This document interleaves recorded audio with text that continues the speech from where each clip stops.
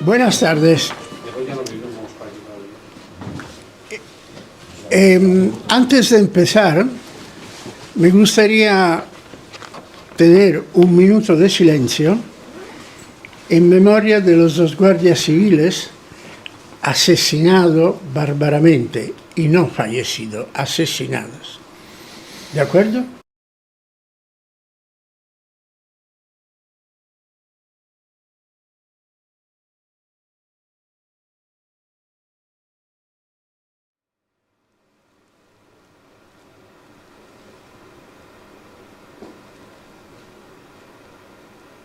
Gracias. Bien. Yo pues quisiera volver a presentar a don José Ramón Fernández Muñoz, pero me parece que aquí no está nadie que ya no lo super conozca. Entonces me lo olvido, porque prefiero dejar tiempo a él.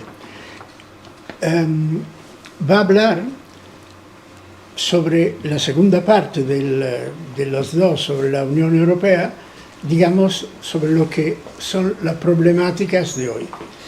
La vez pasada he citado dos documentos, dos discursos clave, uno de la Margaret Thatcher y el otro de Su Santidad Benedicto XVI. El discurso de los tres noes de la Margaret Thatcher y el discurso que tuvo el entonces cardenal Ratzinger, prospectando cuál, desde su punto de vista, tendrían que ser las líneas directrices para el desarrollo de la Unión Europea. Hoy cito solo un documento, que es el Manifiesto de Ventotene. En Wikipedia encontráis todo lo que queráis sobre el documento de Ventotene. La lectura es muy interesante, algo aburrida. Pero el capítulo tercero es el capítulo que habla de la reforma de la sociedad como tarea después de la Segunda Guerra Mundial. Y ahí afirma, y todo esto para fijar de forma inequivocable la supremacía del Estado sobre la sociedad civil, manifestando que, y lo cito como ejemplo de esa inequivocable supremacía, ¿se dice supremacía o sí, está muy bien dicho. La propiedad privada, dice, tiene que ser abolida, limitada, corregida, extendida caso por caso, no dogmáticamente en línea de principio. Pues bien, estos últimos, los del Manifiesto de Ventotene, son los principios que la Unión Europea celebra hasta declararlos sólidos fundamentos de los valores del proceso de la unificación política europea. Discurso del presidente del Parlamento Europeo, Davide Sassoli, Bruselas, 31 de marzo del 2020. Dejo la palabra, por supuesto, al amigo José Ramón. Muchas gracias, como siempre, encantado de estar aquí entre vosotros. Es para mí un honor que vengáis a escuchar lo que yo tenga que decir. Y sin muchos más preámbulos, salvo recordaros que cualquier interrupción es buena, porque es el momento oportuno de hacerlo, porque si se hace media hora más tarde, dices, ¿qué dijo este hace media hora? Bueno, pues lo hacéis en el momento que se os ocurra, y yo encantado. Ya sabéis el aforismo, no se trata de decir no interrumpáis mientras yo hablo, sino no habléis mientras yo interrumpo. O sea que la cosa es muy distinta.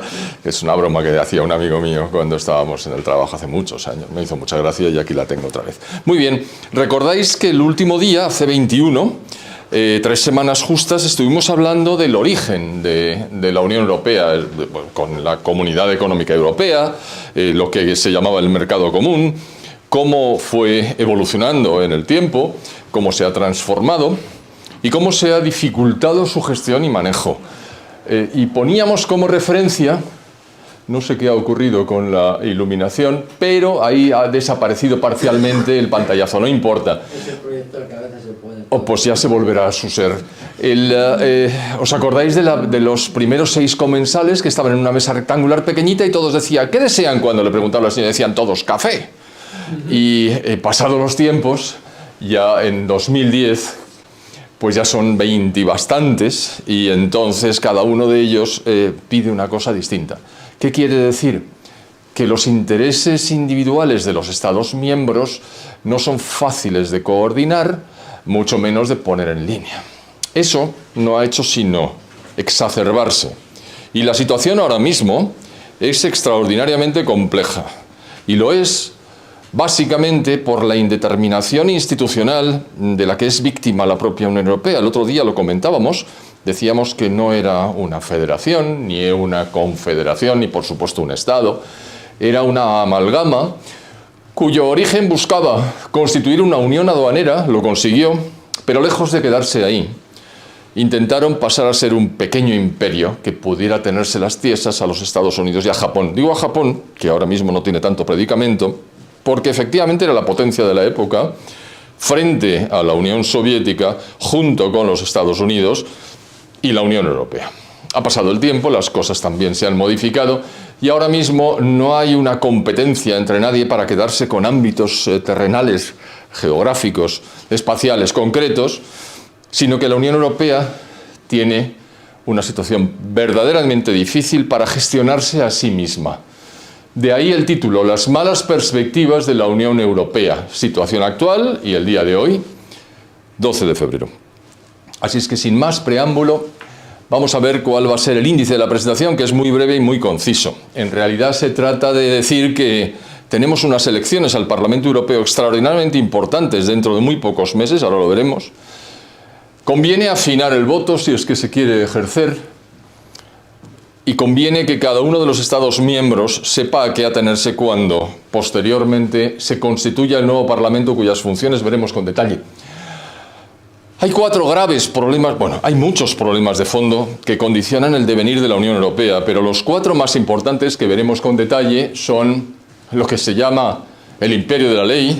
Si escucháis a los máximos gestores de la Comisión, no se les cae de la boca el famoso Rule of Law, que aplican de la manera que vais a ver con posterioridad. Después hablaremos de lo que se llamaba anteriormente inmigración, después migración, y que no es ni una cosa ni la otra. Es claramente una invasión que tiene unos orígenes muy concretos, que también analizaremos, pero que ahora se ha salido de madre, por decirlo de alguna manera. Después el gravísimo tema del cambio climático y las consecuencias que conlleva. Como conocéis, el cambio climático es un concepto que no significa nada, puesto que el clima cambia constantemente, pero que sirve como excusa para una serie de políticas de carácter energético, que son políticas de orden económico en última instancia, que sirven básicamente para destrozar los fundamentos de las economías occidentales. La Unión Europea está en Occidente, evidentemente, y los 27 países sufren las consecuencias de decisiones que han sido arbitradas en origen por Naciones Unidas, acogidas con mucho cariño por la Unión Europea y aplicadas con absoluta desvergüenza e irresponsabilidad por la Comisión con la anuencia del Parlamento. A ellos les importa muy poco las consecuencias que suframos los ciudadanos de la Unión Europea. Que quede claro. Y luego los presupuestos. Si por ellos fuera, si por la Comisión fuera, si la aprobación de los presupuestos fuera suficientemente alta, podrían desarrollar esas políticas de ingeniería social, por llamarlo de alguna manera, que vienen a proponer cambios sustanciales, cambios radicales en la estructura económica y en la estructura social de los países que integran los estados que son miembros de la Unión Europea.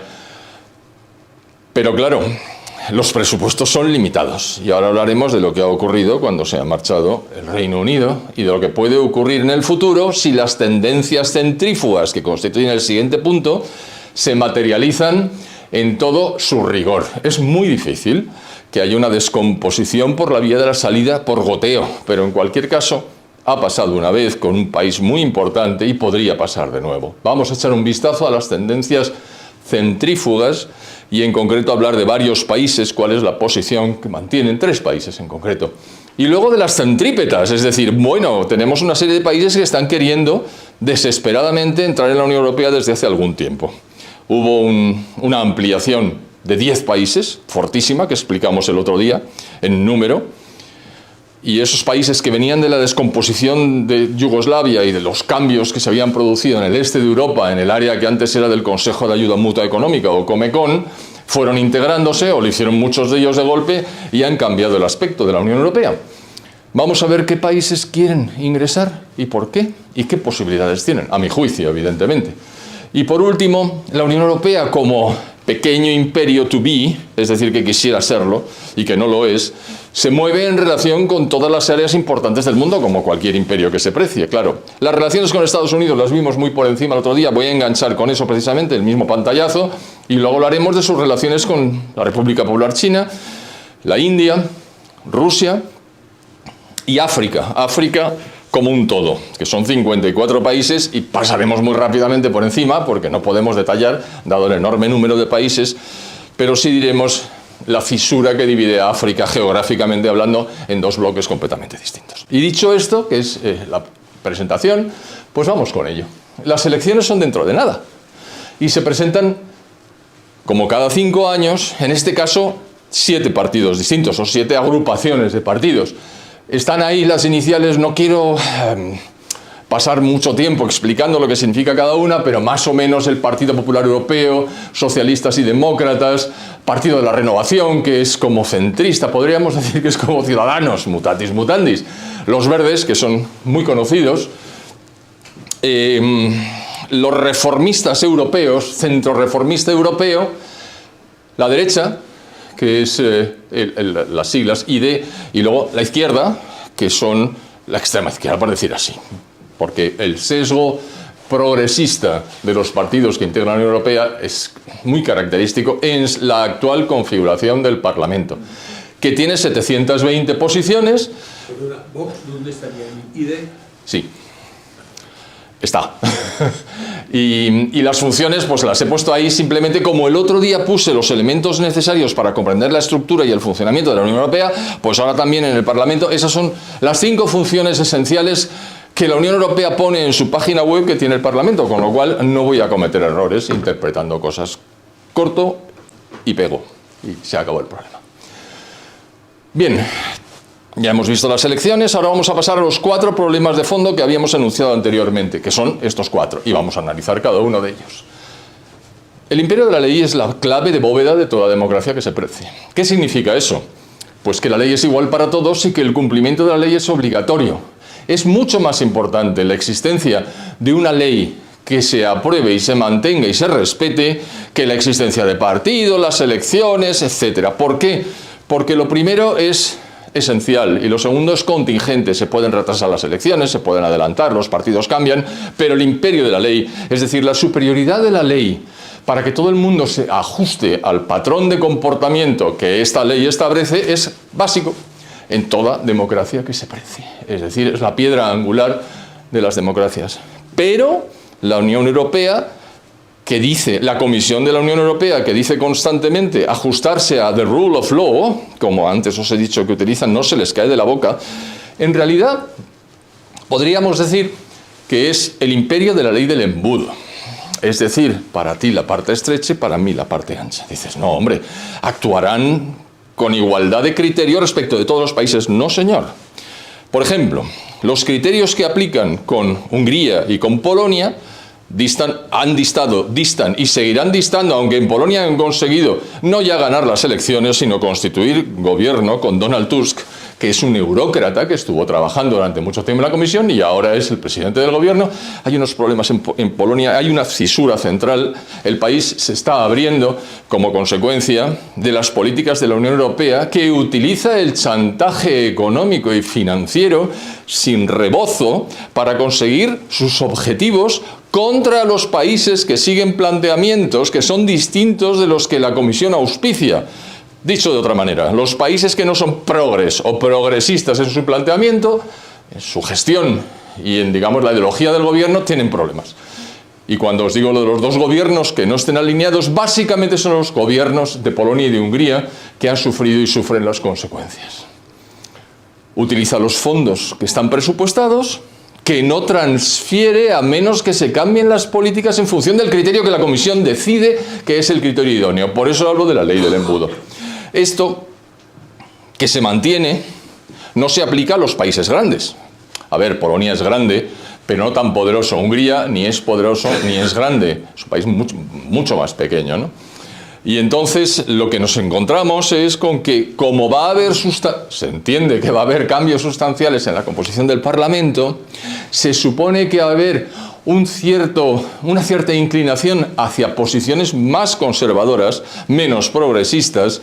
Va a ser muy difícil para la Comisión mantener esta posición. Con lo cual, lo que quería traer a colación es que la situación es muy incómoda precisamente por la ideologización de la Comisión de la Unión Europea, que es plenamente responsable de esas políticas sesgadas, asimétricas e inaceptables. Una pregunta así rápida. Hecho. La comisión no es elegida democráticamente, ¿no? Lo que es elegido democráticamente es el Parlamento. Claro. Después la Comisión está elegida en segunda instancia. Entonces, pero aunque fuera elegida democráticamente, yo conozco un país del sur de Europa, así que es fronterizo con Portugal y con Francia, déjame que me acuerde del nombre. El presidente no ganó las elecciones, pero fue elegido democráticamente, por decir así. Y sin embargo el comportamiento es muy distante del que uno esperaría, sobre todo porque entre lo que dijo que haría y lo que hace hay un mundo. Lo que pasa es que él lo solventa diciendo que ha cambiado de opinión y no tiene mayor importancia. Dentro de nada me acuerdo del nombre del país. Espera porque... Bueno, ahora vamos a ver qué pasa con la entrada irrestricta de personas que no tienen autorización para entrar. Antiguamente había fronteras en cada uno de los países y tú no pasabas al país si no tenías una autorización. Podía ser un visado y si había exención de visados, pues presentabas tu documentación. Yo recuerdo haber ido a la Gran Bretaña y la primera preguntita es: ¿se va a quedar usted aquí? No, yo vengo porque voy a hacer de turista, no sé cuántos, tal. Vale, pues pase usted, pero que sepa que no se puede quedar. En fin, era todo un procedimiento.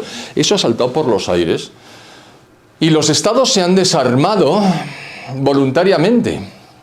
Y me diréis, ¿pero cómo que voluntariamente? ¿Pero no hay unas normas que se tienen que aplicar en fronteras? Sí, a ver, las haylas, pero no se aplican. O mejor, se aplican también asimétricamente, también la ley del embudo. A algunos no les dejan entrar y a otros sí. Están entrando sin documentación, sin control, sin conocimiento sobre el origen de esas personas y su trayectoria, digamos, social y policial. Por supuesto que están entrando. ¿Y por qué lo hacen? Pues es muy fácil, por una razón evidente, y es que hay servicios, el estado del bienestar, enormemente desarrollado en la Unión Europea, proporciona a las personas sin medios unas ayudas que son sustancialmente superiores a las que estas personas, caso de que estuvieran trabajando en sus países de origen, obtendrían en términos absolutos y relativos. Absolutos en cuantitativamente hablando, es decir, la cantidad de euros que reciben es incomparablemente superior a la cantidad de las unidades de las monedas de sus países convertidas a euros, y aunque en esos países el coste de vida es más bajo, de todas maneras sigue siendo mucho más de lo que obtendrían, con lo cual el efecto llamada es automático. Es decir, yo me voy porque voy a vivir mejor aunque no tenga nada que hacer. Y en segundo lugar, queda perfectamente claro que hay una entrada deliberada y sistemática de miembros de colectivos que no son los tradicionales de la Unión Europea y que están creando problemas después en los países de recogida o de acogida. Luego lo veremos. ¿Cuándo empezó esto? He puesto los años 70, pero en los años 70, vamos a ver, incluso antes, Francia, con la paz de Evian de 1962, perdió Argelia, que era parte de Francia, no era una colonia. Y entonces hubo una entrada de los Pieds Noirs, que eran los franco-argelinos que no se podían quedar allí porque no hubieran sobrevivido, y eso no es ningún tipo de invasión, es simplemente la acogida por parte, no de la metrópoli, porque no era una colonia, pero sí del centro, es decir, del hexágono, por decirlo claramente. A Francia se lo conoce por el hexágono. Bueno, pues fueron desde Argelia hasta el hexágono. Pero luego muchos de los argelinos independientes, una vez obtenida la independencia, puesto que la posibilidad de generar trabajo por parte de Argelia, que tenía un planteamiento muy socializante, muy pro la Unión Soviética, eran muy bajas, la enorme demografía argelina hacía que hubiera un exceso de mano de obra que, como sabían hablar francés, ¿a dónde fueron? A Francia. Y ahí empezó un flujo muy importante que ahora se ha patentizado en toda su dificultad de gestión. En el Reino Unido, sabéis que el Reino Unido tuvo el imperio más grande del mundo, más extenso del mundo, con más número de personas. Evidentemente el imperio romano no podía ser comparable porque era mucho más pequeño y el número de personas era ínfimo comparado con el... Pero vamos, de todas maneras el imperio británico ha sido el más extenso con mucho de toda la historia de la humanidad. Cuando los países obtienen la independencia, prácticamente todos después de la Segunda Guerra Mundial, el elemento fundamental es India-Pakistán, pues esos países se encuentran con que también sus economías dejadas de la mano de la metrópoli, en este caso sí eran colonias, no avanzan. Entonces la gente dice, pues yo hablo inglés, ¿no? Y no solo las élites bien formadas, que eran muy pocos, sino la gente que simplemente habla inglés y dice, pues yo me voy a la Gran Bretaña. Eso es el reflujo del imperio, es decir, la gente que volvía de las colonias a la metrópoli, esta vez sí era metrópoli, al objeto de encontrar trabajo. Y aquello empezó a desencuadernar el sistema de acogida. La problemática francesa es otra, es decir, la llegada de musulmanes procedentes del norte de África, también en Marruecos, Francia ha tenido un grandísimo predicamento, con lo cual la entrada de, no hay libios, básicamente, son argelinos y marroquíes, pero tienen en primera, segunda y tercera generación un enorme número de personas que está generando una dificultad enorme de unificación. ¿Por qué lo de la unificación? Si Francia es una, sí, pero los comportamientos son dos. Y entonces el problema es muy grave y sois conscientes de ello. Si os acordáis de la última celebración de la final, no sé si fue la última o la penúltima, la que ganó el Real Madrid, no fue la última que ganó el Madrid. Se hizo en Saint-Denis, que es un suburbio de París, donde la policía no podía ejercer el control del orden público porque estaba inerme, por decirlo de alguna manera. Bueno, pues eso que pasó allí en París pasa en muchas áreas, en muchas zonas. Por ejemplo, en Bruselas, capital, hay un distrito que se llama Molenbeek, donde la policía no entra. Y entonces, pues, simplemente son guetos de extranjeros cuyo número crece de manera bastante superior a la media del país y, por supuesto, muy superior, como ellos son parte de la media, muy superior a los habitantes tradicionales del país. En Italia el problema reside en que la descomposición que experimentó Libia como consecuencia de otras cosas, de que el presidente Sarkozy decidió en su momento que Francia tenía mucho que decir en Libia y no solamente Italia, aquello se descompuso, Gaddafi perdió el control, ya sabemos lo que ocurrió, 2 guerras civiles y al final lo que ha ocurrido es que los libios que tienen muy cerquita a Italia pues suben constantemente y ya sabemos lo que ocurre en Lampedusa y lo que ocurre con los brazos, el Open Arms y toda la historia. Italia se llena de personas que nadie ha llamado y que no tienen capacidad per se, no ya para integrarse en el país, tampoco tienen la voluntad, sino ni siquiera tienen los medios ni la formación. Es decir, es un problema, son un problema. El tema de España es muy conocido y no creo que sea necesario contarlo aquí. Y luego está el problema de Alemania, porque ahí lo que digo es que las políticas de Angela Merkel exacerbaron el problema y lo pusieron en una situación de dificilísima resolución porque entraron millones de personas en Alemania. Ojo, porque con la política de Schengen, cuando la frontera es única, porque los países miembros de Schengen tienen una frontera exterior aparentemente una vez dentro de la Unión Europea ya van donde quieren, ¿no? Pero claro, ¿dónde van fundamentalmente? A Alemania. ¿Será porque saben alemán? No, porque es el país más rico. Y entonces van desplazándose a Alemania y en Alemania han creado un verdadero problema que Merkel, después de crearlo, salió del escenario porque se terminó su periodo, su larguísima estancia como canciller de Alemania y ahí dejó el problema. La invasión es sistémica porque afecta a todo el sistema y sistemática porque se produce incesantemente y ha generado y está generando un fuerte rechazo social y político que probablemente va a transformar el color de los parlamentos de los países y con eso el color y la inclinación de los gobiernos de los países y va a haber una situación de difícil encaje en los últimos 70 años de Europa. El tema de los presupuestos es conocido. Tú tienes un presupuesto que apruebas todos los años porque tienes recursos. Si tienes menos recursos, tu presupuesto debería reducirse, o bien tu presupuesto no se reduce y pides más dinero. Eso le pasa a cualquiera. Cualquier persona que vive bien durante 20 años de su vida va a un ritmo de gasto o de consumo que si le van mal las cosas tiene que reducir, porque la alternativa es endeudarse. Hombre, a la Unión Europea, a través del Banco Central Europeo, no le cuesta nada endeudarse, ya lo ha hecho, pero no es una forma ortodoxa de resolver los problemas, ni funciona a largo plazo. A corto y a medio, sí. ¿Qué ocurre? Pues que la ingeniería social sin dinero es menos ingeniería. Tú no puedes pagar las estupideces si no tienes gran cantidad de dinero para suministrarlo a ONGs y demás alternativas que lo que están desarrollando es políticas que a ti como gobierno te interesa que se desarrollen, pero les tienes que financiar. Si no tienes recursos, y eso afecta a los gobiernos de los países Estados miembros y también a la Unión Europea, pues no puedes desarrollar tus políticas. Pero cuando estás muy politizado, lo que tú quieres es efectivamente desarrollar los planes que tienes. Ya veremos cómo lo hago. Claro. Surge el Brexit, se va uno de los grandes donantes, porque digamos que hay dos partes en la Unión Europea, los que pagan y los que reciben, que no es así solamente, pero se entiende mejor a efectos de presupuesto. Y entonces, si uno de los que paga se va, pues hay menos recursos, y entonces hay una enorme dificultad para salir adelante con los proyectos que uno tiene, ¿no? ¿Esto cómo lo intenta resolver la Unión Europea? Eso lo he editado mucho en un blog que yo tenía que se llamaba Confluencia. Bueno, pues, lógicamente, creando una hacienda común. Pero no es posible desde el punto de vista institucional porque habría que generar en cada uno de los parlamentos el planteamiento de si los países de cada uno de los estados estaba dispuesto a renunciar a su soberanía fiscal para que la Unión Europea la asumiera. No lo hacen porque no lo van a conseguir. ¿Y qué ocurre si se va a otro país importante y deja de suministrar?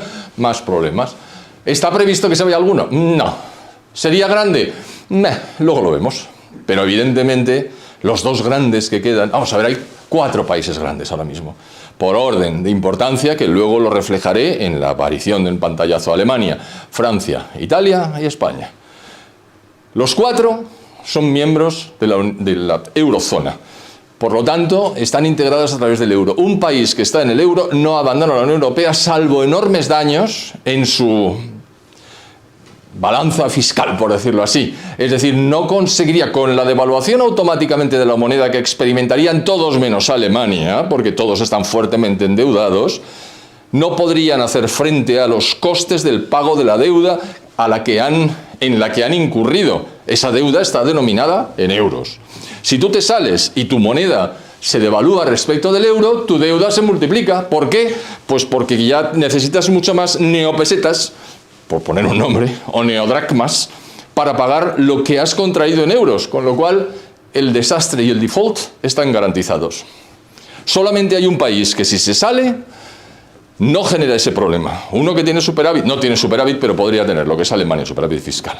Si se sale Alemania del euro, los demás países verían cómo el euro se devaluaba respecto del Neues Deutsche Mark, y entonces los problemas financieros no serían los mismos, pero de momento, eso no pasa. Y no es fácil que pase.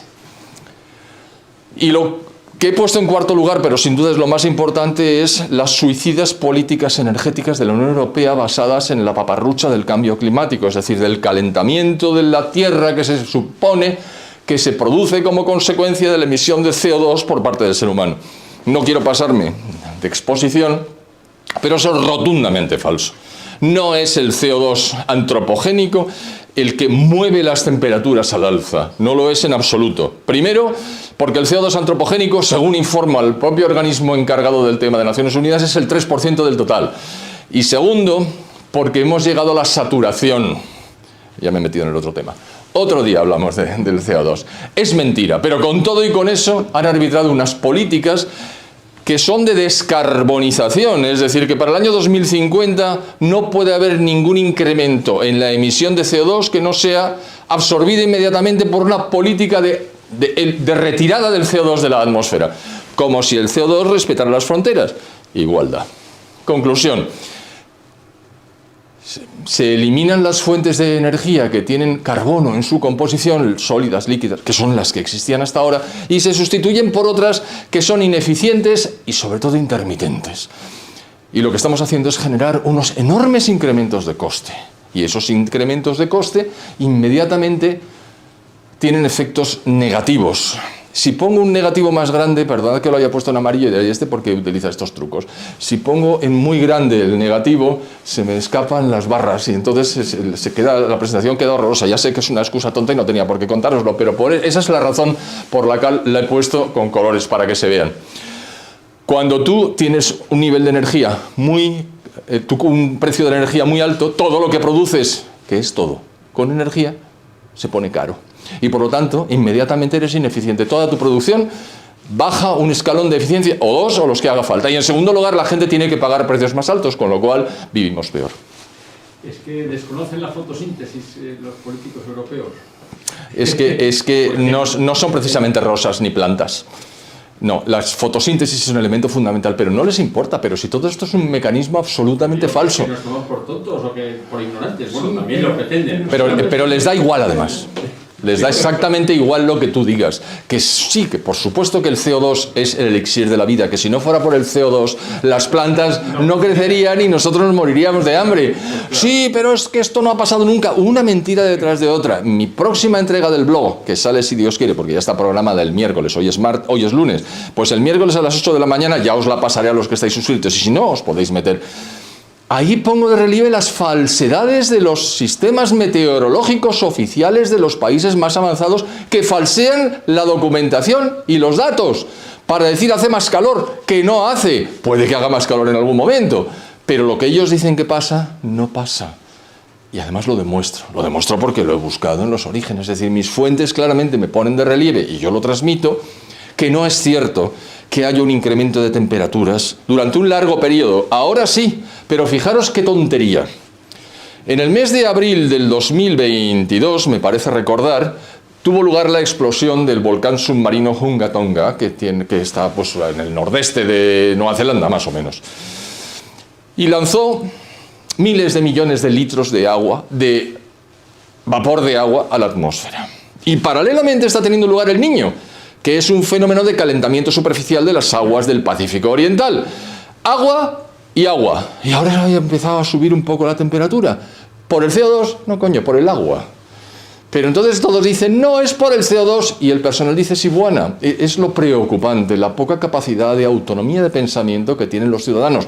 No tanto de autonomía de pensamiento como de transmisión de ese pensamiento. Bien, dicho esto, se van a cargar a las clases medias, que son las que menos posibilidad tienen de mantener su nivel de consumo, porque cada vez hay menos trabajo. Ya veréis lo que pasa con Alemania. Y cada vez es más caro vivir. Acabo de leer, claro, constantemente estás leyendo cosas.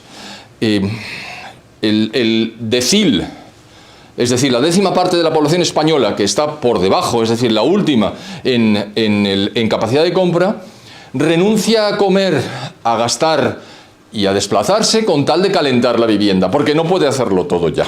Es decir, estamos en una tesitura en la que eliges, o te estás calentito en casa o comes mejor. Es una cosa, todo esto gratuitamente, artificiosamente, criminalmente, por parte de la Unión Europea y por supuesto de los gobiernos de la Unión Europea. Cuando las empresas ven que no se puede uno dedicar a la producción que requiere energía, que lo son todas, porque esa energía es mucho más cara en la Unión Europea que fuera de la Unión Europea, lo tienen fácil. Los que puedan se irán y se están yendo. Y claro, si se van las empresas hay menos trabajo, y si hay menos trabajo hay más paro, y si hay más paro hay menos renta, y entonces el nivel de vida del país cae. Un futuro soviético, efectivamente. Muy bien. ¿Alguno de estos países se va a querer ir? Pues hombre, Alemania en principio no, Francia seguro que no, esos son las mamás de la criatura.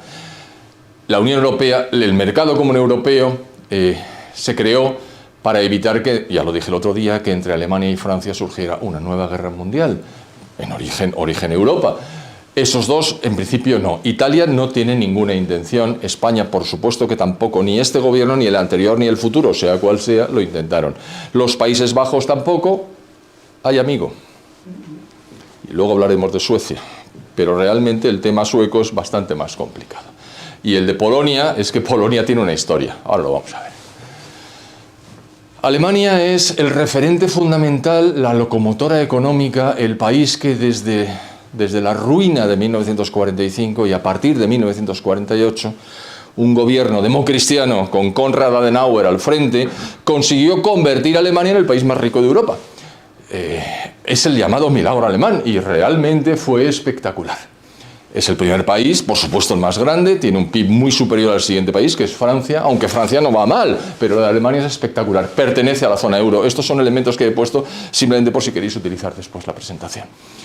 Pero tiene un problema, y es que lleva 7 meses seguidos cayendo la producción industrial. que no es lo más importante. La producción industrial alemana, la industria puede ser responsable del 20% del PIB, que no es gran cosa, ha llegado a ser mucho más, pero sí es definitivamente importante a la hora de las exportaciones alemanas. Alemania es un país que se ha integrado fortísimamente en los mercados internacionales y su nivel de vida depende definitivamente de sus exportaciones.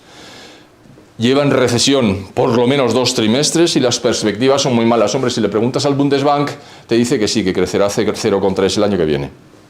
Pero 0,3 de crecimiento del PIB, aparte de que no es cierto, pero lo tienen que decir. Porque si no, generan un impulso.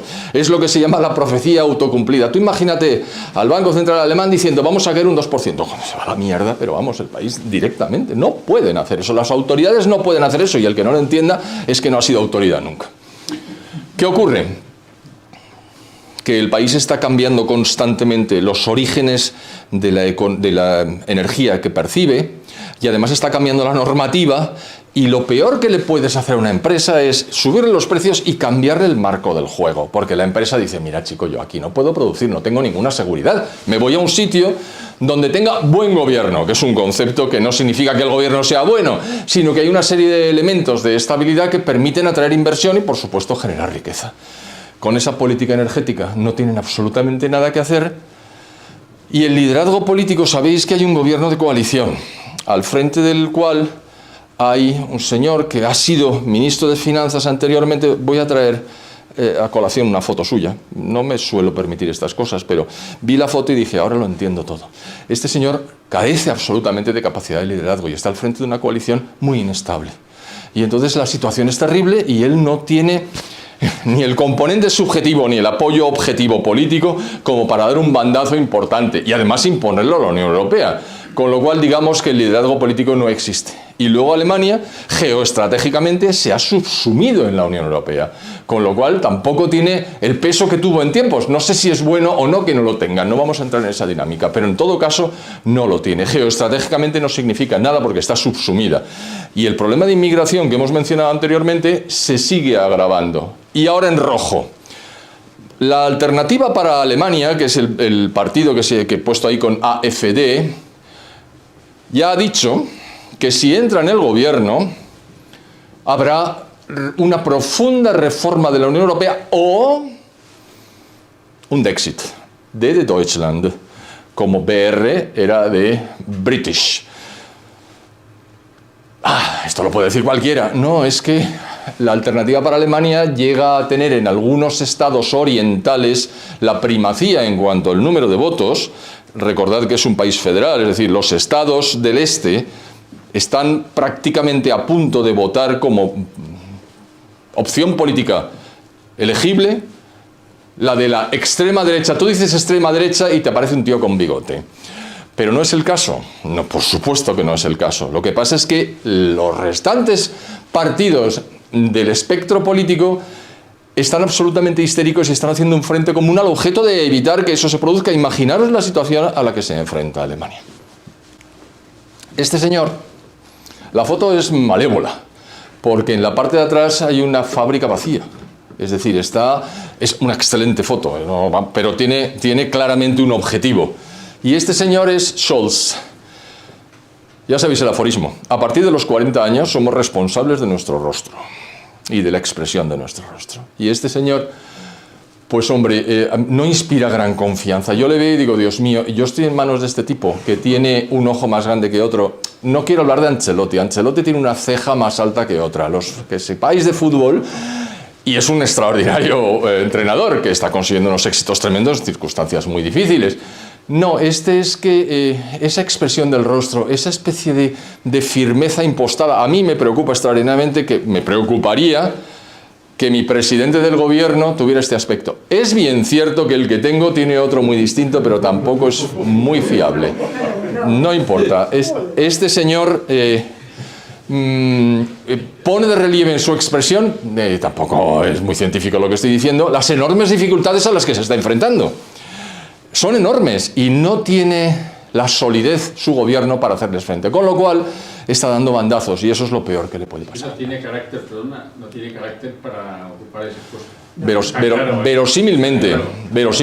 ¿Qué ocurre? Pues que está ahí, es decir, es el SPD, es el partido más importante de todos los de la coalición, con lo cual, pues oye, esto es así, el juego político europeo occidental desde 1948 aproximadamente, bueno, un poco más tarde en Alemania porque estaban todavía ocupados por las potencias y hasta, en fin, un poco más tarde no se liberalizó. Pero bueno. Bueno, pues es una foto mala idea. No, la foto, pero yo no la he buscado yo porque me ha entrado por varios periódicos y dije, joder, macho, esto lo pongo yo aquí. Bien, ¿qué le pasa a Francia? Pues mira, Francia tiene una política energética extraordinariamente inteligente, cuyo origen está en Charles de Gaulle y en el intento de independizarse no ya del resto de Europa, sino de los Estados Unidos y de quien hiciera falta, con lo cual eligió la vía de la nuclearización, tanto átomos para la paz como átomos para la guerra. Con lo cual tienen la bomba atómica, la Gran Bretaña también, ¿eh? Ningún otro país europeo, ciertamente. Es decir, Francia, la Gran Bretaña, y se acabó. Alemania no la tiene. No la tiene porque no pudo hacerlo, porque no gozaba del beneplácito de las potencias ocupantes, como es lógico. Francia la tiene y eligió además generar prácticamente la totalidad de su energía eléctrica, no tanto, solo el 73% de su energía eléctrica es de origen nuclear. He dicho solo porque es que no es el 100%, he dicho la práctica totalidad y he exagerado.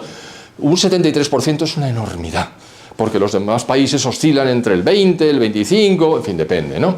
¿Eso qué significa? Que es independiente de los vaivenes geoestratégicos que afectan al precio de las materias primas que le permiten generar energía. Y tampoco tiene que recurrir ni al sol ni al aire para generar energía eléctrica, comillas, limpia, cierro comillas, porque aquí limpio no hay nada, ni siquiera la energía solar, porque hay que fabricar los paneles y luego hay que disponerlos y eso tiene un gasto, pero en fin, más limpia que quemar combustibles sólidos, como está haciendo Alemania.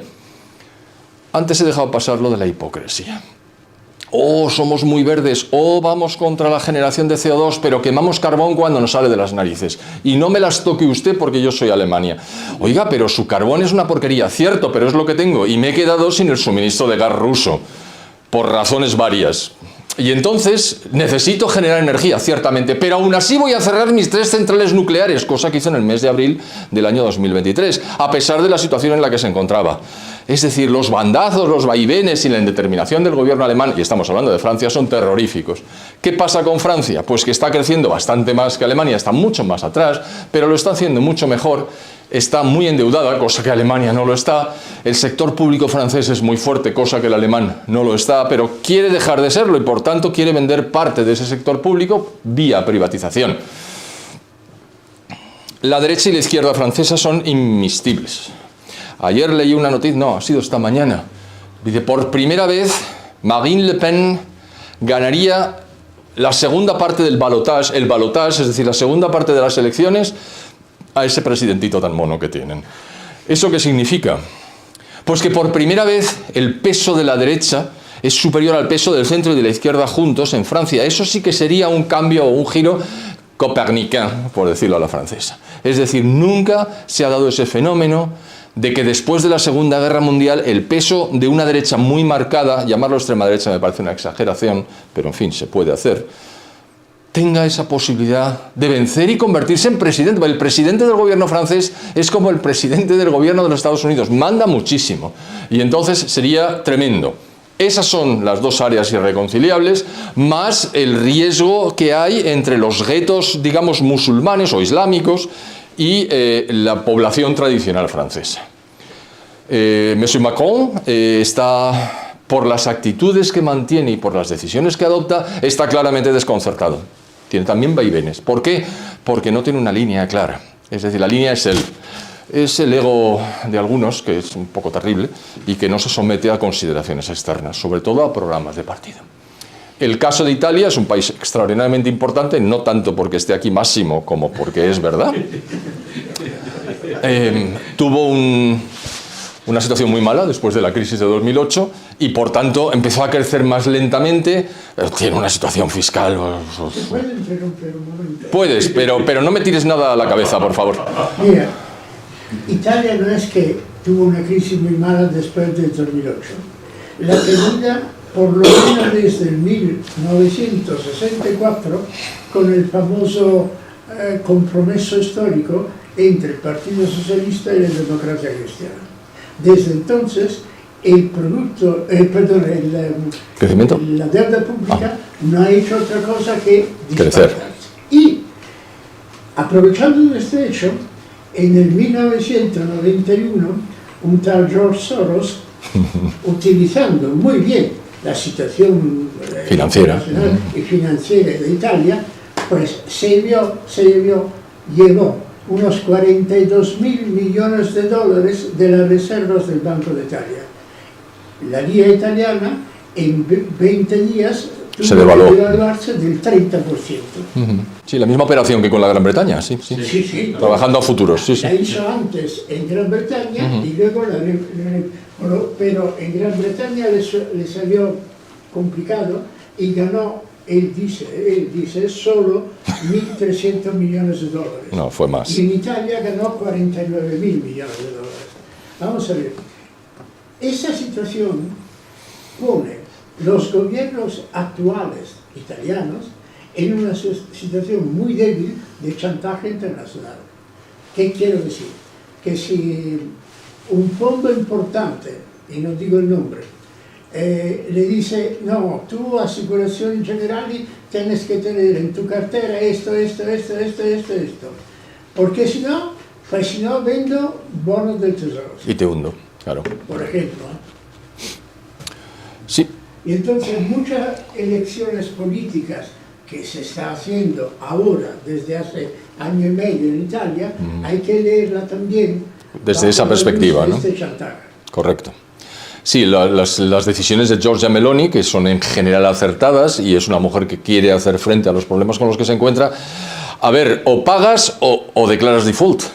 Hombre, a juzgar por la experiencia argentina, declarar default tampoco debe ser tan grave, porque al final dice, bueno, si es que son buenos chicos, pero esto acaba con el prestigio de un país para siempre. O por lo menos hasta que llegue un tío con mucho pelo y que antes ha sido rockero y intenta mover aquello. Pero vamos a ver cómo lo conseguimos. Recordadme que la próxima vez no hable de Italia cuando haga una presentación, porque entonces me dan sopas con onda. Pero, José Ramón, hay un tema fundamental que hay que tomar muy en cuenta, que Italia no tiene ningún tipo de materias primas y Argentina al revés.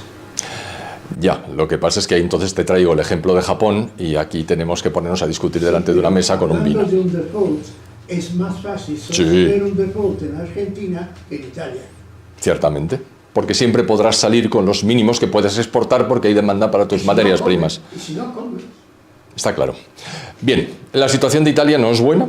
Italia no pretende en ningún caso salirse de la Unión Europea, por lo menos nadie lo ha dicho. El caos político partidista es histórico, es decir, fijaros a qué fecha se ha remontado el propio Massimo, pero parece que se está consiguiendo reconducir una situación de unificación a la hora de tomar medidas, ¿no? Y con ese problema de la inmigración, la última es subcontratar la salida de los inmigrantes hacia Albania, lo cual llama mucho la atención porque los británicos quieren mandarlos a un país centroafricano que se llama Ruanda. Y entonces el Tribunal de la Unión Europea está muy molesto porque aunque la Gran Bretaña no pertenece ya a la Unión Europea, ese tribunal parecería que sí tiene... En fin, es un problema otra vez con la Comisión que se mete donde le llaman y donde no le llaman por el enorme poder económico y financiero que tiene.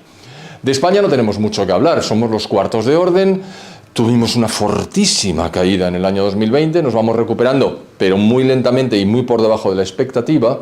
Nuestros fundamentales económicos, hablando en términos macros, son bastante débiles, siguen empeorando por las decisiones que adoptan, iba a decir los gobiernos, pero no, es el mismo en los últimos 5 años. Por ejemplo, cuando tú no pagas tus obligaciones derivadas de compromisos en materia energética que has contraído como gobierno, es decir, como Estado también en este caso, con inversores, lo que al final pasa es que todos te demandan normalmente ante el Banco Mundial, ante uno de los 5 organismos del Banco Mundial, el ICSIDE en concreto, y pierdes. Y entonces te ves obligado a pagar. Y si no pagas, lo que va a pasar es que se van a quedar con las propiedades del Estado español en todo el mundo, para compensar a los inversores que han sido engañados y están desasistidos. ¿Esto qué significa? Pues el prestigio de España sufre. Es una cosa, para mí resulta inexplicable. Lo de la energía solar que se promovió y que luego no se... Garantizaron un rendimiento para que se invirtiera y con esos fondos poder montar todo el sistema de sustitución, de descarbonización, Pero el dinero no era nuestro, era ajeno, por tanto había que devolver el principal y los intereses. Y esos intereses no se podían materializar. Es decir, fue una decisión absolutamente inapropiada que después no se ha respetado. Es decir, tú no honras tus obligaciones. Pues chico, realmente estamos a los pies de los caballos. Y los problemas que tenemos en España, que no es cosa de hablar, pero que conocemos todos perfectamente y que no van mejorando, sino más bien al contrario. ¿Qué pasa en los Países Bajos? Pues era un país bastante ejemplar durante muchísimo tiempo, que funcionaba como un reloj. Ya sabéis que los holandeses han constituido operativa internacional desde hace 4 siglos, formando empresas. Es decir, allí donde España era la corona la que realizaba las operaciones, ellos ya tenían empresas por acciones que realizaban operaciones non santas en muchas partes del mundo, enriqueciéndose fuertemente. Es decir, siempre han sido un país avanzado, un país rico, con los problemas de maltrato de las poblaciones correspondientes, muy dependiente de la globalización. Mira por dónde en las últimas elecciones, como consecuencia de la actividad que la Unión Europea, la Comisión de la Unión Europea, de destrucción de la agricultura de los países de la Unión Europea está llevando a cabo, ha habido una tremenda reacción de los agricultores, pero no solo de los agricultores, sino en general de toda la población.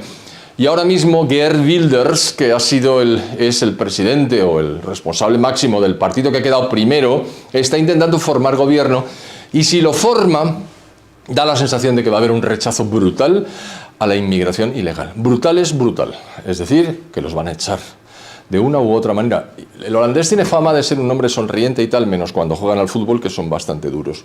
Pero en general no se ha aplicado mano dura en Europa con la inmigración ilegal, y tiene toda la pinta de que si gana Wilders o consigue formar gobierno, aquí va a haber un cambio radical en el comportamiento. Polonia es la que viene detrás de Holanda en términos de Producto Interior Bruto. Y por primera vez tenemos que decir que este país no está en la eurozona.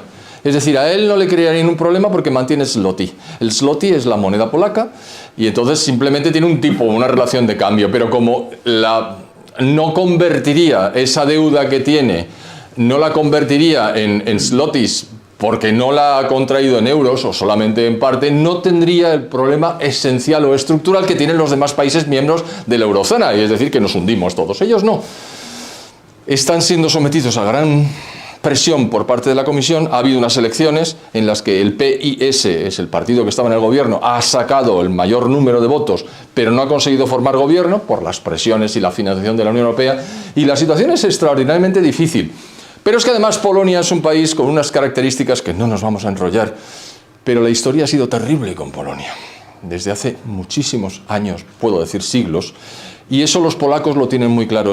En la Segunda Guerra Mundial tenían sendas potencias a los lados y fueron arrasadas.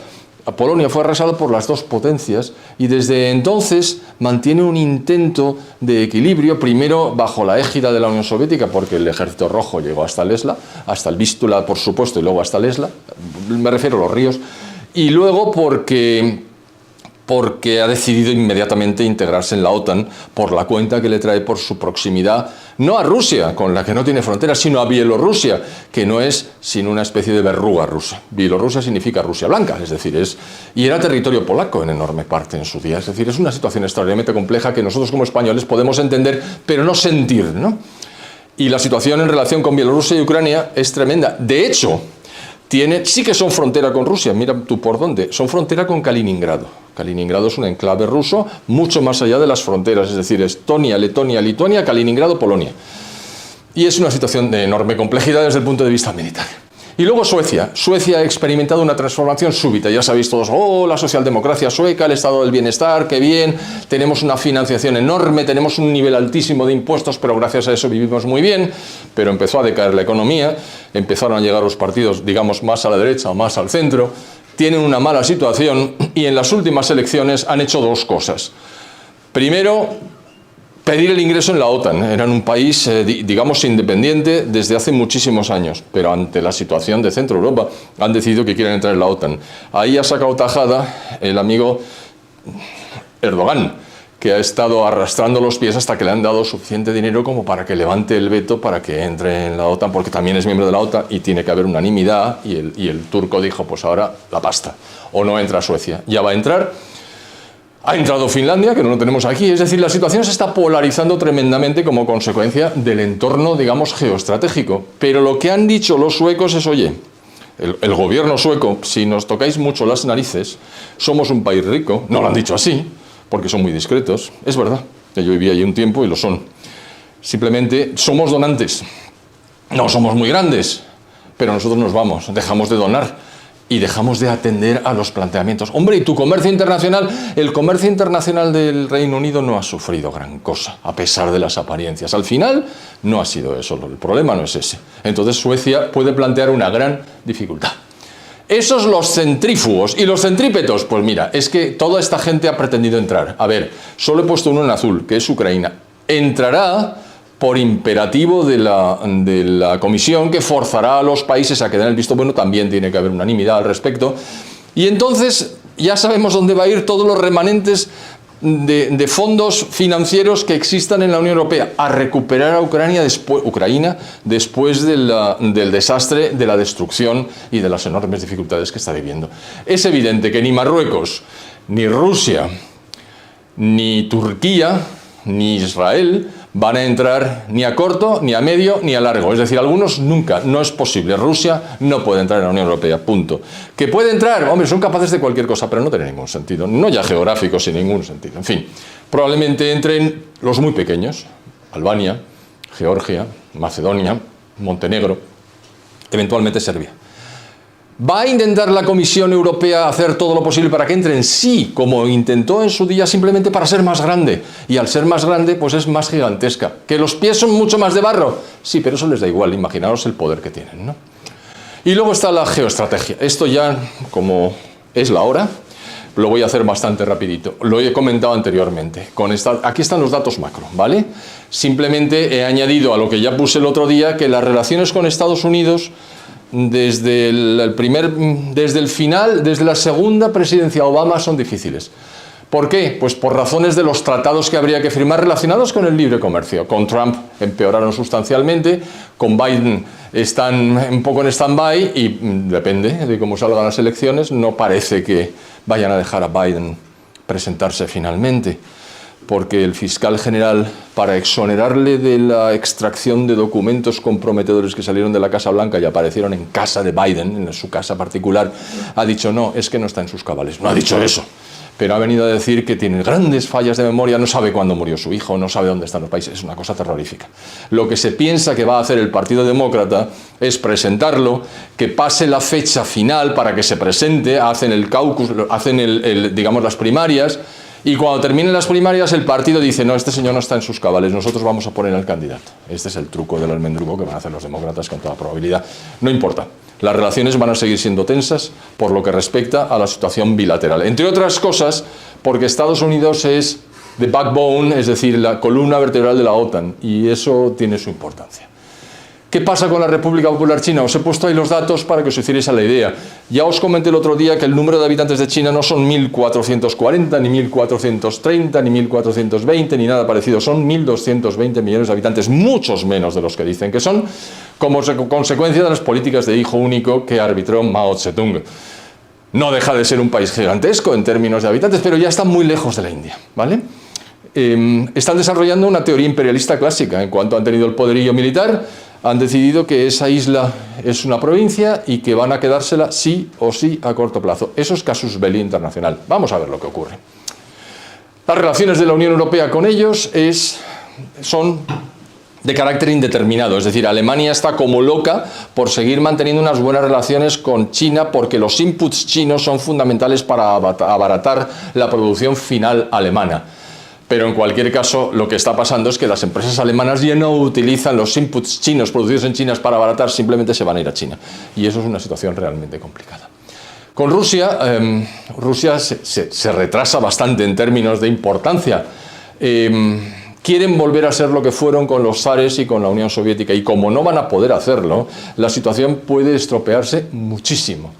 El PIB per cápita, fijaros la comparación, es menos de la mitad del de la Unión Europea, que tiene países relativamente pobres, También falsea la cifra de habitantes, no son 144, ya reconocieron en su día que no llegaban a 140 millones, pero como Naciones Unidas sigue poniendo la cifra, pues ahí la pongo, más la realidad que son 138,3.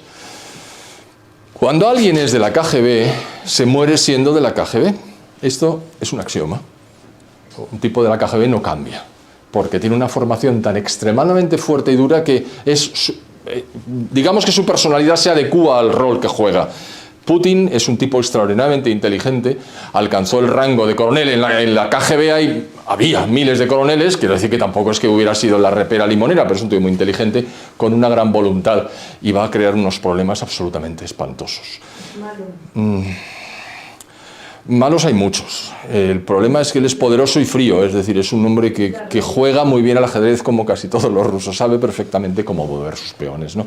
Pero la relación es de enorme hostilidad. ¿Por qué? Porque ha desencadenado una guerra en el corazón de Europa. Eso no quedará sin castigo. El tema de India, que es el último país importante antes de hablar de África y de terminar, India crece vertiginosamente, su tasa de crecimiento entre los países más grandes es la primera con diferencia, muy por delante de China, claro está, muy por delante de los datos oficiales chinos, para decirlo con exactitud, ¿vale? Sin embargo, fijaros la renta per cápita. ¿Por qué? Porque es un país extremadamente pobre. ¿Y por qué es pobre? Porque iba del bracete de la Unión Soviética y asumió los postulados de política económica de la Unión Soviética y no consiguió salir adelante. Cuando ya la Unión Soviética en 1991 implosionó, se pasó al otro lado y desde entonces hizo lo mismo que los chinos habían empezado a hacer en 1973 con Deng Xiaoping, con lo cual empezó a crecer muy fuertemente y quieren seguir creciendo. No os vuelvo a contar el tema del carbón y del CO2 porque total sería redundar en un tema que no corresponde hoy, pero han dicho que no les toquen las narices, que a ellos no les van a decir lo que tienen que hacer, que son pobres y que saben perfectamente cómo se es rico, y es utilizando energía barata y abundante. Lo de limpia les importa muy poco. Así es que se han incorporado al comercio internacional de hoz y coz y están creciendo vertiginosamente. Es un país muy complejo, muy tensionado internamente, y la Unión Europea no es que tenga unas relaciones muy características con ellos. Y con África las relaciones son suicidas. ¿Por qué? Que vengan los africanos, que entren, política de puertas abiertas, no controlamos. Eso es absurdo. ¿Por qué? Pues porque no son integrables. En un 99% de los que vienen de África, sea de los 5 países mediterráneos, sea de los 49 países de África negra, no hay forma natural de integrarlos en nuestro sistema social, de valores, económico y político. Con lo cual, entre 54 países, pues vamos a dejarlo en los 49 de África, solo hay una economía desarrollada, que es la República Sudafricana, pero ya se está encargando el African National Congress de hundir al país en la miseria. Con lo cual, 1.400 millones el año antepasado, que ahora pues serán bastantes más, porque la tasa de crecimiento... Estuve mirando el tema en un blog, en un grupo iba a decir de WhatsApp, pero no, es de Telegram, que tengo con unos amigos, uno de los cuales es un magnífico demógrafo, aparte de ingeniero y consultor, y me dediqué a mirar las tasas de crecimiento de la población, es decir, la fecundidad de los países del mundo. El único país que mantiene el equilibrio de 2,1 es Cabo Verde, que también es de África Negra. Por encima de Cabo Verde son todos africanos de África Negra, menos Afganistán y el otro que no me acuerdo, pues no me acuerdo, ¿es asiático? ¿No India? No, India ya está creciendo por debajo, fijaros, hay una correlación negativa entre riqueza o incremento de riqueza y fecundidad. Cuanto más rico es un país, menos fecundidad tiene en términos generales. Luego están las circunstancias de cada uno. Estados Unidos tiene una tasa positiva. Pero por la inmigración, básicamente. Además, lo de la inmigración es muy peculiar. Hay una inmigración, digamos, centroamericana, básicamente. Los centroamericanos que llegan son de familias de muchos miembros. Lo digo porque esto se ha producido aquí con las personas que venían a trabajar, sobre todo de Ecuador. Muchas de esas personas tenían 5, 6, 7 hermanos. Cuando han llegado a España tienen un hijo. ¿Por qué? Pues porque allá donde fueres, haz lo que vieres. Y se han dado cuenta de que dicen, joder, si yo con uno ya he cumplido, ya, digamos, la naturaleza de las cosas, yo le he dado continuidad, pero lo normal para mantener la población estable es que haya 2,1 hijos por mujer. Y eso solo lo tiene, como esa cifra, hay un solo país en el mundo, que es Cabo Verde. Por encima, todos los del resto de África, y por debajo, todo el resto del mundo. El último de los cuales es Taiwán, con 0,9 hijos por mujer. 0,9. Como 8 veces has visto. Sí. ¿Querías intervenir? Sí, una pregunta sobre la Unión. Tenemos que Alemania es el número 1 y Francia el número 2. Sin duda. Y En ambos, términos de ambos riqueza, en la ¿eh? actualidad tienen política energética totalmente Totalmente. divergente. Divergente. Sí. ¿Y por qué por lo menos Europa no busca una integración energética? Porque si tienes dos de los líderes opuestos, es un caos para todos los demás. A ver, integración es autónomo. Alemania es que ha sido muy ecologista desde hace años. Sí, los verdes tienen un peso que los franceses en Francia no hay. Pero vamos, la respuesta a eso es muy sencilla. Integración quiere decir la voluntad de las partes puestas en torno a una mesa e intentan llegar a un acuerdo. En este caso es imposición de la Comisión, que a los franceses, tú intenta imponer algo a un francés, vamos, por el amor de Dios, pero si la historia de Francia la conocemos todos, el francés dice, no, mire usted, mi soberanía, yo la defiendo hasta la última gota de mi sangre, y yo tengo centrales nucleares, que es la opción inteligente, ¿eh? Además, porque en Francia tontos hay pocos. Es decir, es una cultura y una civilización avanzadísima, una parte de la civilización occidental. Francia es realmente un puntal de esta civilización occidental. Y han elegido el mecanismo óptimo para generar energía eléctrica, porque no tienen el que tenemos nosotros, que es todavía mejor, que son las centrales de bombeo. Es decir, si ellos tuvieran las presas, las represas y los pantanos y los embalses que tenemos nosotros y fueran capaces de utilizar la caída de las aguas para generar energía eléctrica, ese es el mejor sistema, el más barato, el más duradero, el más seguro y el menos contaminante del mundo. Y lo tenemos nosotros. Solo hace falta un gobierno serio que lo ponga en marcha. No, Tomás va a intervenir. No, Adelante. pero has dicho un tema... Enrique, Has dicho un tema energético. Europa se ha suicidado hace más de 15 años en el tema energético y lo que hay es una hipocresía. Defienden unos países una cosa. Esto es noticia que he leído hace 2 días, este fin de semana. Alemania quita las nucleares que tiene, pero vamos, y te dice descarbonizamos. Alemania va a hacer una inversión brutal. Te digo porque yo he hecho ciclos combinados. En los próximos 4 o 5 años creo que va a hacer 100 ciclos combinados. 100 ciclos combinados es quemar gas. Quemar gas procede, es fósil también. Pero lo que dicen es, sí, yo estoy a favor de todo lo verde, pero aquí en invierno hace mucho frío. Y quiero calentar a todo el mundo. 100 ciclos combinados. No los hay ni en España, ¿eh? A lo mejor tenemos 20. Pero hacer 100 ciclos combinados de golpe es ¿Y de dónde va a sacar el gas? De cualquier parte. Por El ejemplo, mercado está lleno, empezando por el fracking norteamericano, por pues, ejemplo, Extremo España. Oriente, vamos, Sacarlo Noruega. de España es muy fácil. España se lo compra a Rusia, lo regasifica en las que tenemos, hay 6 regasificadoras, y se lo mandamos a Alemania. El gas no es un problema. El problema es lo que se quiere hacer. Francia no va a tener ningún problema. Nosotros, si quitamos las nucleares, las pocas que hay, ¿no?, estamos apañados. Has dicho una cuestión, el bombeo. Sí, el bombeo sí es eficiente. Si se quiere utilizar. Si se quiere hacer, claro. El problema siempre es, yo digo, en el tema energético, como en otros temas, ahora está muy de moda el agua. El agua, los catalanes van a pasar sed, la solidaridad, la no sé qué. En España hay agua de sobra. El problema es que no lo sabemos utilizar. O sea, hay agua de sobra. Había un plan hidrológico y llegaron por ideología y lo tiraron para abajo y dijeron desaladoras. Ahora ya no tenemos ni plan hidrológico ni desaladoras. Eso fue Zapatero. Sí, claro, pero las decisiones que se toman en 2004 o 2005 las sufrimos 20 años después. Es decir, cuando ahora tú dices voy a hacer un ciclo combinado en Alemania, el ciclo combinado no se hace en 2 días, ¿eh? Y es mucho más fácil que una convencional. Pero, por ejemplo, aquí yo en el tema energético nadie ha hablado de tema nuclear, que ya no son los grandes grupos de 1000 megavatios, Ahora lo que hay es una energía nuclear de tipo modular. Pues necesito 300 megavatios y pongo una de 300 que necesito Pero la ampliar. pongo al lado de consumo, con lo Pero cual eso- no necesito poner las redes. Pero claro. hay una cosa que eso, bueno, cuando yo estaba trabajando lo intentamos poner y se llama generación distribuida. Así es. Poner los grupos de generación donde está el consumo. Por ejemplo, quisimos poner una turbina de gas en Sevilla y casi nos matan. Pues claro, es que yo quiero consumir, pero no quiero tener el centro de producción a mi lado. Que no pasa nada.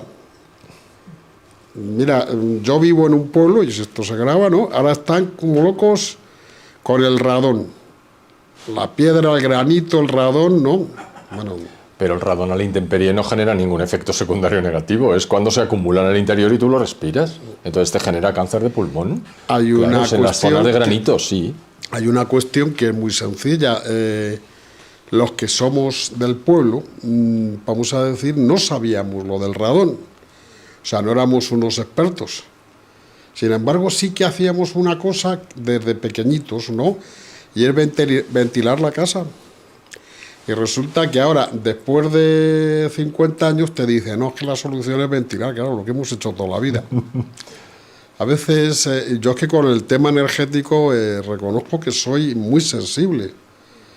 Y claro, veo la locura, sé lo que se tarda en hacer, sé lo que tiene de problema. Has dicho un tema que yo viví en, no sé si sería 2010, 2011. Tuve que ir a Shanghái a evaluar en mi empresa, o sea, Endesa, iba para varios ciclos comprar transformadores. Entonces, bueno, ya habíamos comprado en Turquía, pero en China nunca. Entonces tuve que ir a evaluar la fábrica.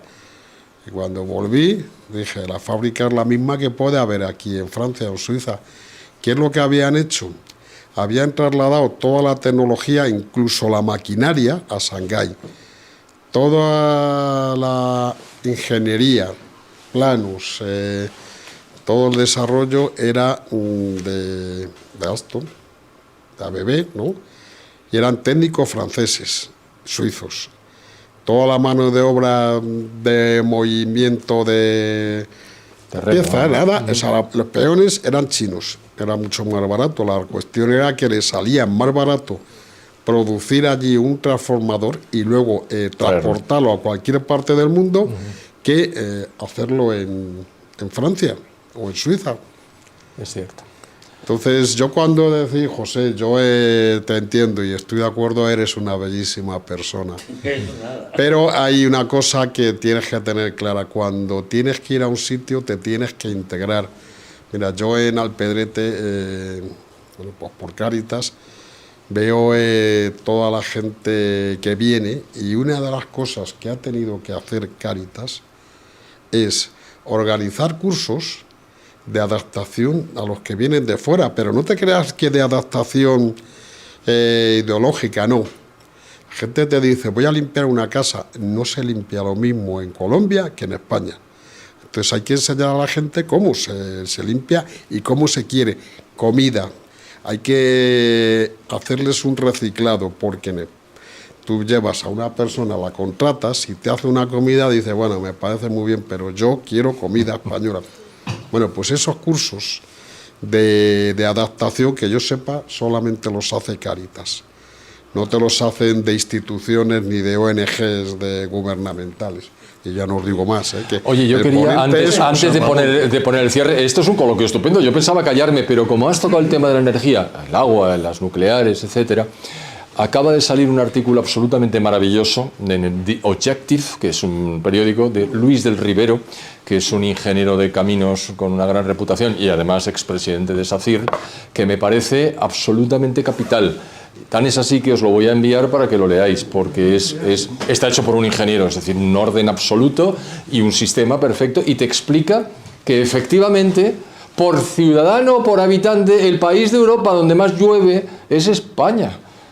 como un todo, y que los planes hidrológicos, eso lo sabemos los que hemos estudiado estos temas un poquito, en el año 30 estaba terminado el plan hidrológico y no se aprobaba porque los parlamentos de la República a partir del 31 no terminaban de aprobarlos, pero ya estaban disponibles. Es decir, que todo esto se sabe, que la España húmeda está arriba y la España seca está abajo y hay que trasvasar.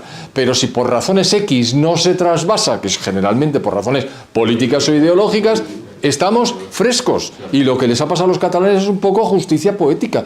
O sea, se han negado sistemáticamente a realizar los trasvases y ahora, con una desidia espantosa de sus autoridades desde hace varios lustros, señor ministro, un lustro son 5 años, gracias.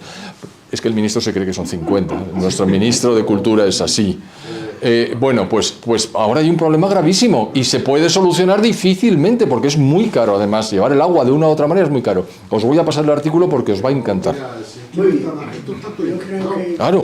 Es la teoría de los vasos comunicantes. Claro, es muy sencillo. Yo equilibro a todos. Pero hay que querer hacerlo. Bueno, queridos, para terminar, y que este es el resumen. Y ya no os lo cuento porque como ya os lo he contado, pues ¿para qué más? Y esto es que me gustaba encontrar las banderas, las encontré. Ahí están las banderas de los 27 países, ¿no?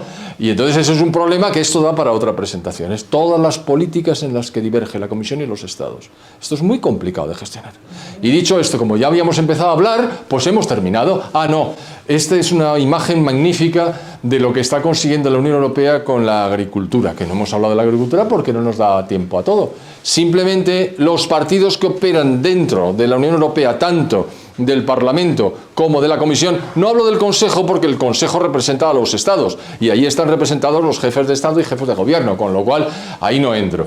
Pero esto es una imagen de lo que está consiguiendo hacer Europa, encallar a nuestra agricultura, deliberadamente. Pues eso, y ya como estaba terminando, digo, pues ya termino.